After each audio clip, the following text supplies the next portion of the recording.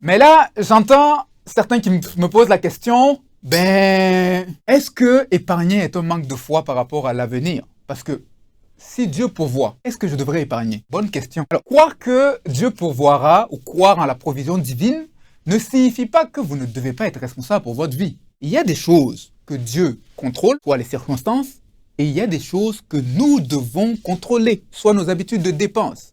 Et donc, c'est un travail d'équipe où chacun doit faire sa part. Dieu, il a sa part, et nous aussi, nous avons notre part. Et donc, c'est important de le savoir. Par exemple, dans le livre de la Genèse, il est dit que l'Égypte allait connaître 7 années d'abondance et 7 années de vaches maigres.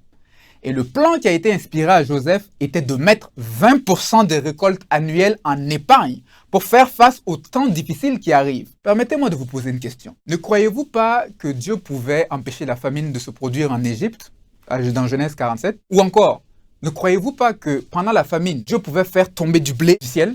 Je pense qu'il le pouvait, mais il ne l'a pas fait. Il a permis la famine en disant à Joseph, organise-toi pour ne pas manger tout ton blé dans tes bonnes années afin d'épargner en vue des temps difficiles à venir. Dieu a sa part et nous avons la nôtre.